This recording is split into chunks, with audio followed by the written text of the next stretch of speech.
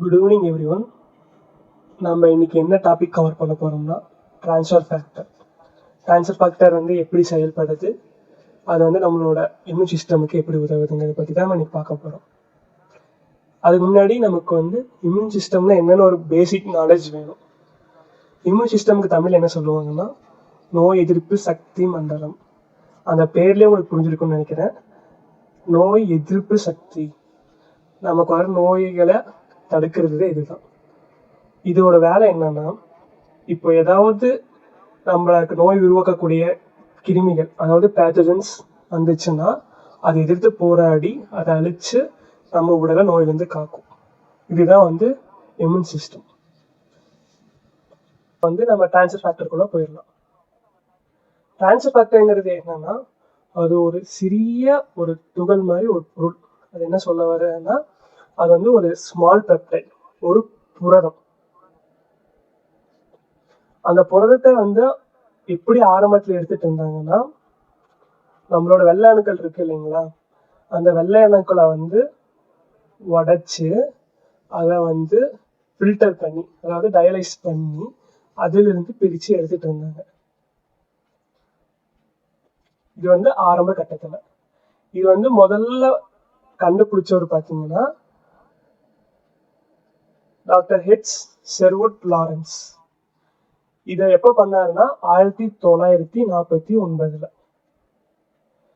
அதுக்கப்புறம் ஃபோர் லைஃப்ங்கிற ஒரு கம்பெனி அதை பற்றி டீப்பாக ஆராய்ச்சி பண்ணி ட்ரான்ஸ்ஃபர் ஃபேக்டர்லேருந்து கொஞ்சம் வேறுபட்டபடியாக ஓவர் ஃபேக்டர், அல்ட்ரா ஃபேக்டர், நானோ ஃபேக்டர் அதை கண்டுபிடிச்சாங்க. இதுக்கு ரெண்டுக்கும் என்ன வித்தியாசங்கிறது நம்ம பின்னாடி பார்ப்போம். இப்போ இந்த ட்ரான்ஸ்ஃபர் ஃபேக்டரோட வேலை என்ன அப்படிங்கிறது பார்த்துருவோம். ட்ரான்ஸ்ஃபர் ஃபேக்டருங்கிறது பார்த்தீங்கன்னா என்னன்னா, இப்போ அந்த நோயை எதிர்க்கக்கூடிய அந்த அறிவு திறன் படைச்ச அந்த உயிரினத்தோ இருந்தோ இல்லைன்னா மனுஷனில் இருந்தோ எடுக்கப்படுற டி செல்லிலிருந்து பிரிக்கப்படுற ஒரு பொருள்.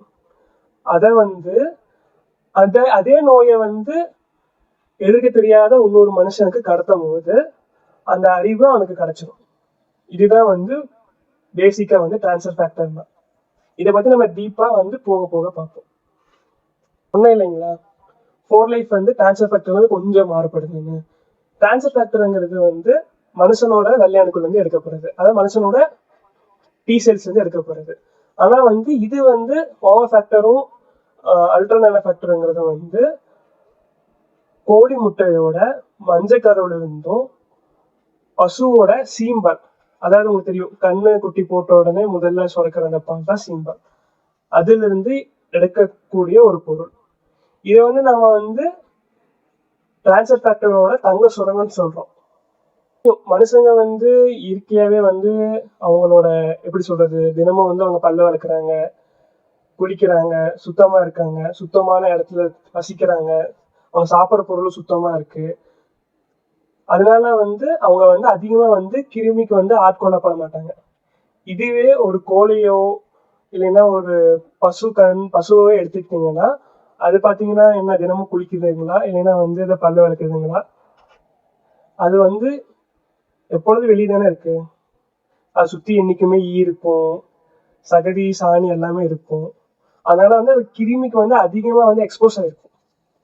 அதனால என்னன்னா, அது நிறைய பேத்தஜனுக்கு எக்ஸ்போஸ் ஆகிறதுனால அதோட இம்யூனிட்டியில அதுக்கு அதை எதிர்க்கிறதுக்கான எல்லா மெமரிஸும் மேக்ஸிமம் இருக்கும்.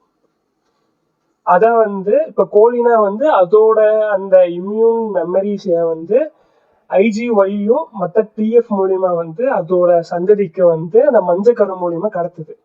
இதே பசு பார்த்தீங்கன்னா தன்னோட குழந்தைக்கு சீம்பால் மூலியமா கடத்துது. ஐஜிஜி, ஐஜியா, அப்புறம் ட்ரான்ஸ்ஃபர் ஃபேக்டர், இது மூலியமா தன்னோட குட்டிக்கு, கன்று குட்டிக்கு அது கடத்துது. நம்மளோட ஃபோர் லைஃப் ஓவர் ஃபேக்டர், நானோ ஃபேக்டர், அல்ட்ரா ஃபேக்டர்லாம் இதுல இருந்து பிரிச்செடுக்கப்படுற ஒரு பொருள் தான். இப்போ நான் சொன்னபடி அந்த அந்த பசுல இருந்தும் அந்த கோழியோட அந்த முட்டையில இருந்தும் நம்ம பிரிச்சு எடுக்கிற அந்த ட்ரான்ஸ்ஃபர் ஃபேக்டர் நம்ம சாப்பிட்ட உடனே என்ன ஆகுதுன்னா, நம்ம உடம்புக்கு போய் நம்மளோட டி செல்ஸை வந்து அது வந்து அந்த நம்ம டி செல்ஸுக்கு வந்து அது மெமரி கொடுக்குது. அதோட மெமரி அதை தான் நான் சொன்னேன் இல்லைங்களா, அதாவது நம்மளோட அந்த பசு கோழியில வந்து அதிகமான கிருமிக்கு வந்து உட்பட்டிருக்கும், அதனால வந்து அது நிறைய மெமரி ஃபார்ம் ஆயிருக்கும். அந்த மெமரியில வந்து நமக்கு கடத்தப்படுது. அதனால நமக்கு வந்து அந்த கிருமிகள்லாம் எடுக்கக்கூடிய அந்த அறிவு வந்து நமக்கும் கிடைச்சிருக்கு. முதல்ல இந்த டிஎஃப் என்ன பண்ணணும்னா சாதாரணமா போய் வந்து ஒரு டி செல்லை ஆக்டிவேட் பண்ணும். இந்த டி செல் என்ன பண்ணணும்னா இந்த டி செல் மற்ற இன்ஆக்டிவா இருக்கிற டி செல்ஸையும் தூண்டி விடும். அது மட்டும் இல்லாம அது இன்டர்ஃபெரன் காமா அதுக்கப்புறம் இன்டர்லூக்கின் 2ங்கிற சைட்டோகைன்ஸ் ரிலீஸ் பண்ணும்.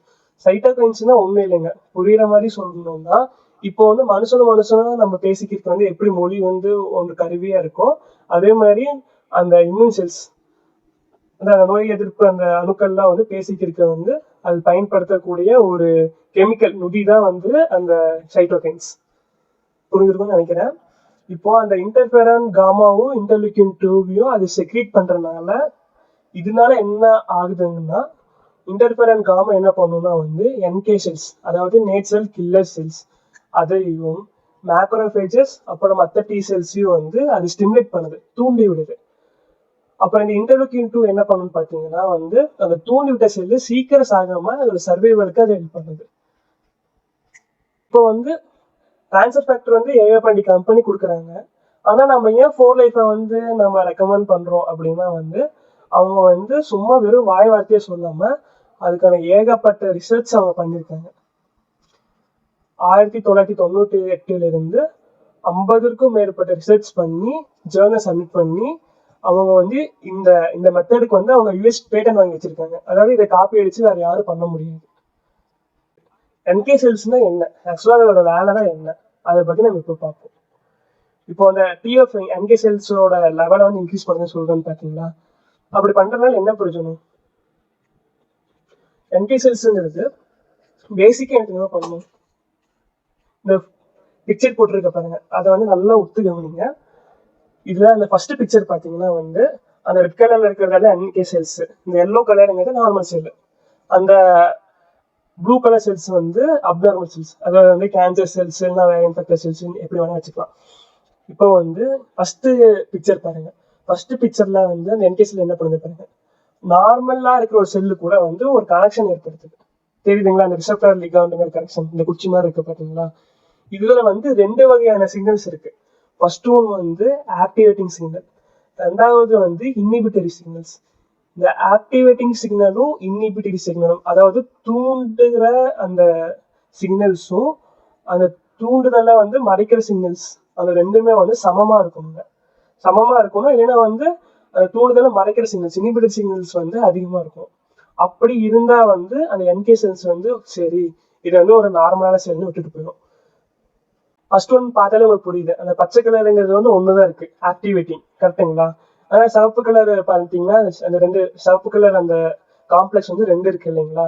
அதனால வந்து அந்த சிவப்பு கலர் தான் இன்ஹிபிட்டரி, பச்சை கலர் தான் வந்து ஆக்டிவேட்டிங். இப்போ இன்ஹிபிட்டரி சிக்னல் வந்து டாமினேட் ஆயிடுச்சு, ரெட் டாமினேட்டா இருக்கு.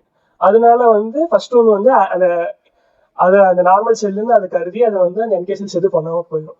இதுவே வந்து கேன்சர் செல்ல எப்படின்னா கேன்சர் செல்ஸ்ல வந்து அந்த இன்ஹிபிட்டரி அந்த சிக்னல் ஃபார்ம் பண்ற அந்த லிகாண்ட் MHC1 காம்ப்ளெக்ஸ்ன்னு சொல்லுவோம். அது வந்து அது பெருசா வந்து கேன்சர் செல்ஸ்ல வந்து எக்ஸ்பிரஸ் பண்ணாது. அதுக்கு ஒரு காரணம் இருக்கு. ஆக்சுவலா வந்து நார்மலா நம்ம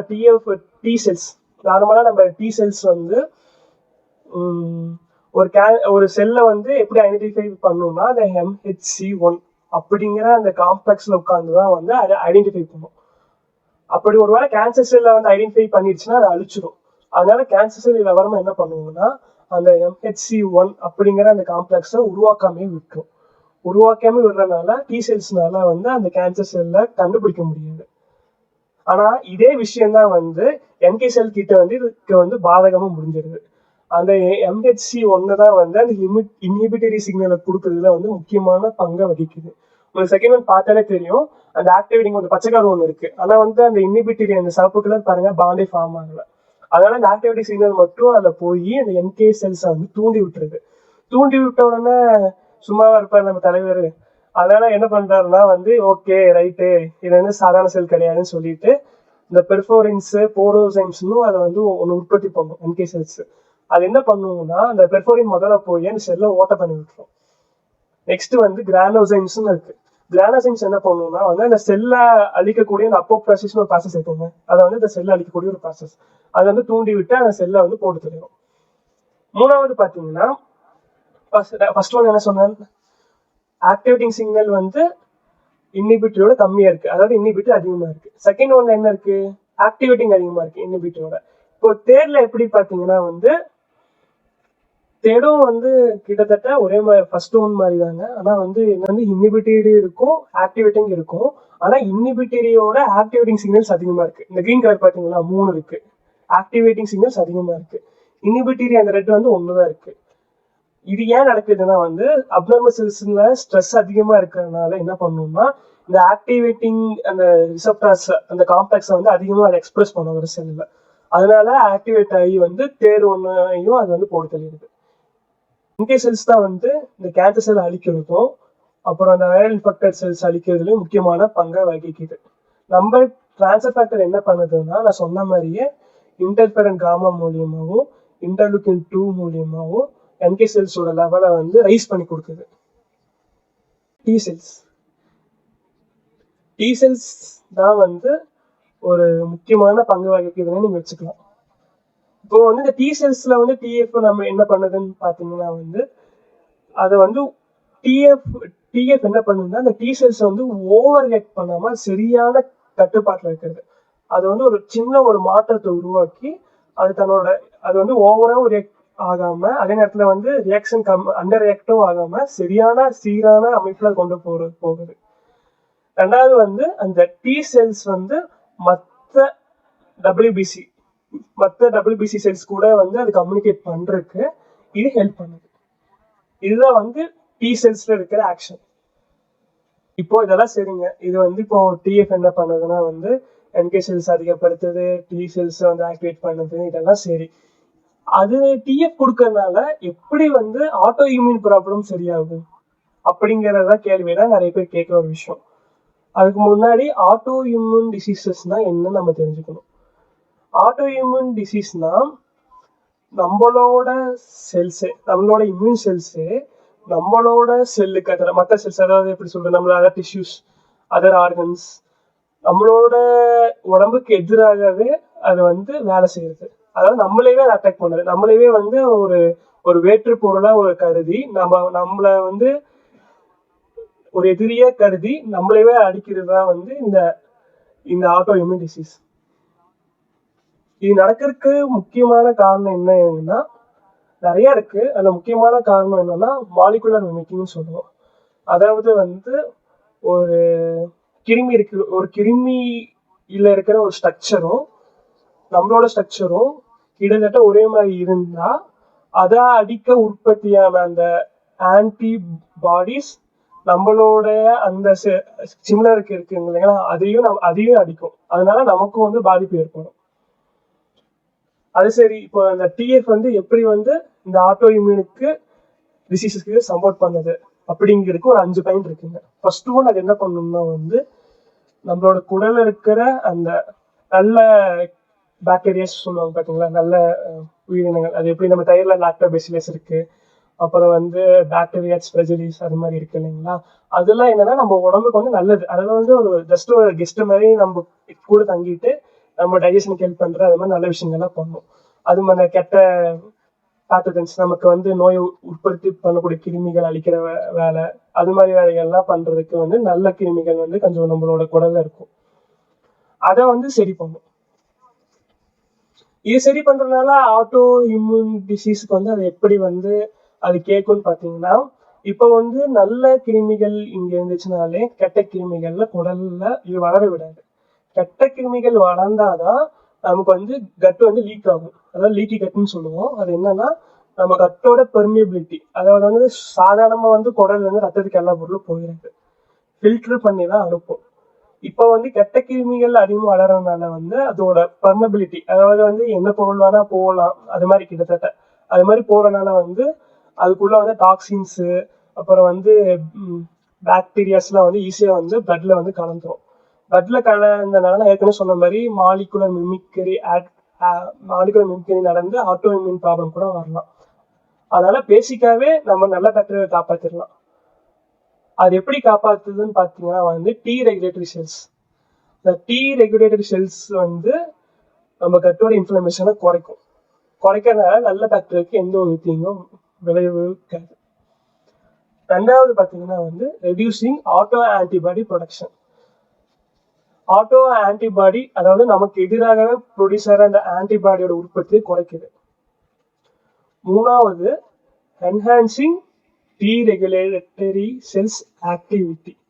இந்த டி ரெகுலேட்டரி செல்ஸ் என்ன பண்ணும்னா நம்ம எதிராக வேலை செய்கிற நம்மளோட இம்யூன் செல்ஸை வந்து அதை வந்து அடக்கும், அதோட வேலையை வந்து முடக்கும். அதுதான் இந்த டி ரெகுலேட்டரி செல்ஸோட வேலை. இப்போ நம்ம யாராவது அட்டாக் பண்ண போனோம்னா அது வந்து ஒரு சிக்னல் கொடுக்கும் அட்டாக் பண்ணாத அப்படின்னு. இல்லைன்னா வந்து அது கூட வந்து அது ஜஸ்ட் ஒரு செல் டு செல் இன்ஃபெக்ஷன் மாதிரி அது கூட பாண்டாகி வந்து அதோட ஆக்ஷனை வந்து கட் பண்ணி விட்டுரும். நாலாவது வந்து மாடுலேட்டிங் சைட்டோகைன் ரிலீஸ். வீக்கம் ஏற்படுத்தக்கூடிய சைட்டோகைன்ஸ், அதாவது இன்டர்லூக்கின் 6, அப்புறம் வந்து டிஎன்எஃப் ஆல்ஃபா, அது மாதிரியான அந்த சைட்டோகைன்ஸோட லெவல்ஸ் எல்லாம் குறைச்சி விட்டுரும். அதனால வீக்கம் ஏற்படுறதும் குறையும். அதே மாதிரி வீக்கத்தை ஏற்படுத்தாம தடுக்கிற அந்த சைட்டோகைன்ஸ் எப்படின்னா இன்டர்லூக்கின் 10 மாதிரி சைட்டோகைன்ஸ் எல்லாம் லெவலை வந்து அது இன்க்ரீஸ் பண்ணும். அஞ்சாவது வந்து ப்ரொமோட்டிங் இம்யூன் ஹீமோஸ்டேசிஸ். நம்ம உடம்புல வந்து இந்த ஹெல்பர் டி செல்ஸ்ல வந்து 2 சப்செட் இருக்கு, TH11 TH2 2 இருக்கு. TH1ஓட வேலை என்னன்னா வந்து இன்ட்ரா செல்லுலார் பேத்தஜன்ஸ்க்கு எகென்ஸ்டா வேலை செய்யுது, அதாவது நம்ம செல்குள்ள இருக்கிற கிருமிகளை எதிர்த்து போராடுறது. TH2ஓட வேலை என்னன்னா நம்ம செல்லுக்கு வெளியே இருக்கு பாத்தீங்களா, அதையெல்லாம் அடிக்கிறது. இதுல வந்து ஒரு பேலன்ஸ் இல்லாம இருந்தா கூட நமக்கு வந்து ஆட்டோ இம்யூன் டிசீஸ் வரும்னு சொல்றாங்க. இப்போ நம்மளோட டிஎஃப் கொடுக்கும் போது வந்து இந்த 2ஓட லெவலையும் வந்து சமப்படுத்திடும். இது எல்லாத்துலயும் முக்கியமா நோட் பண்ண வேண்டிய ஒரே விஷயம் என்னன்னா, நீங்க எடுக்கிற ட்ரீட்மெண்ட் வந்து நீங்க நிறுத்தக்கூடாது, அதுக்கு சப்போர்ட்டிங்கா தான் டிஎஃப் நம்ம கொடுக்குறோம். நெக்ஸ்ட், சரிங்க டிஎஃப் யார் யார் எடுத்துக்கலாம், நான் நல்லா தானே இருக்கேன், நான் டிஎஃப் எடுக்கணுமா அப்படின்னு நிறைய கேள்வி எல்லாம் கேட்பாங்க. கண்டிப்பா எடுத்துக்கலாங்க. நீங்க நார்மலா இருக்கீங்க அப்படின்னா இந்த டிஎஃப் எடுக்கும் போது இன்னும் உங்களோட இம்யூன் சிஸ்டம் இன்னும் பலப்படுத்தி ஃபியூச்சர்ல வந்து உங்களுக்கு வந்து இந்த சளி பிடிக்கிறது, காய்ச்சல் தொல்லைலாம் கண்டிப்பா இது குறைக்கும்.